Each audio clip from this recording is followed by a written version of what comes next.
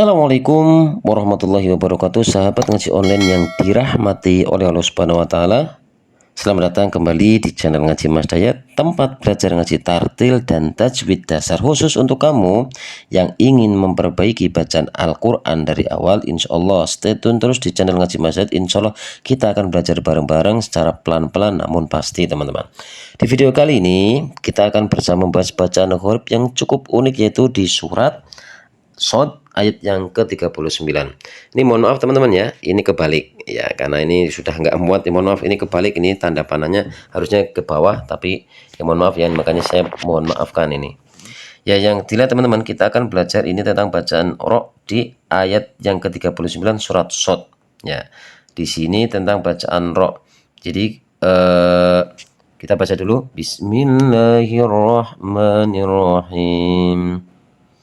Hadza ata'una famnun aw amsik bi ghairi hisab. Jadi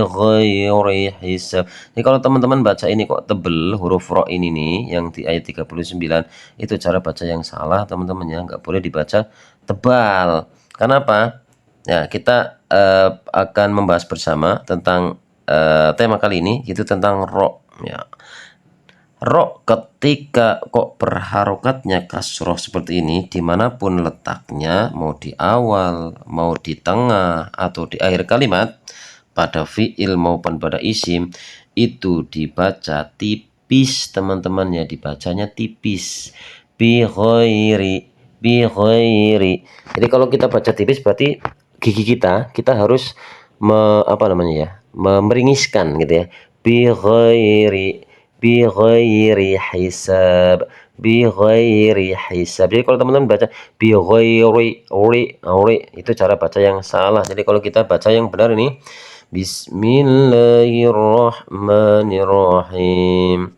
Hadza ata'una famnun aw amsik bi ghairi hisab. Itu cara baca yang benar, jadi harus dibaca tipis. Tapi coba teman-teman, perbedaannya berbeda dengan kalau kita membaca surat ini namanya surat Al-An'am teman-teman ya, surat Al-An'am ayat yang ke-7. Nah, di sini ini sama-sama ini huruf ro ya, dan sebelumnya kan kalau ro tipis itu dibaca tipis kalau sebelumnya ada ya huruf yang sukun gitu ya, huruf berharokat sukun, ro berharokat sukun, lalu sebelumnya berupa ya sukun.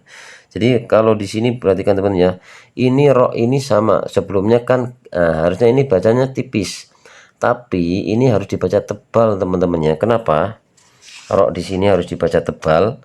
Karena di sini ada ro sukun, tetapi setelah hurufnya ini ro sukun dan huruf sebelumnya berharokat kasroh asli. Jadi ro sukun tapi huruf sebelumnya ini huruf harokat asli, dan setelah huruf ro ada huruf isti'la yang tidak berharokatnya kasroh.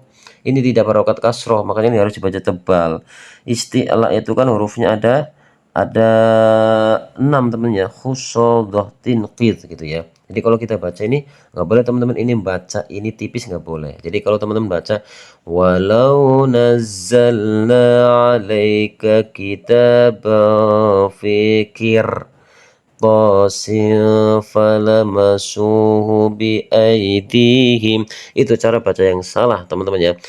Yang benar gimana? Harus kita tebalkan ini huruf ro ini. Walau nazzalna 'alaika kitaban fi qirtasin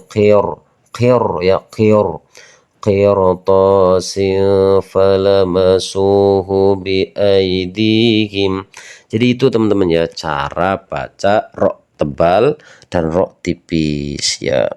Harus kita ketahui teman-teman, nggak boleh teman-teman ketika bertemu kalimat kayak gini terus dibaca tebal apa tipis ya. Nah makanya alhamdulillah kita kasih ilmunya ya, kasih sama-sama ya, kita ajarkan caranya ketika bertemu dengan huruf isti'la lah, huruf berharokat kasroh lah. Makanya semoga video ini bisa bermanfaat teman-teman ya, dan apabila jika dirasa video ini bermanfaat, jangan lupa teman-teman untuk membantu dengan cara menekan tombol like, subscribe, comment, and share teman-teman. Akhirul qouli, wassalamualaikum warahmatullahi wabarakatuh.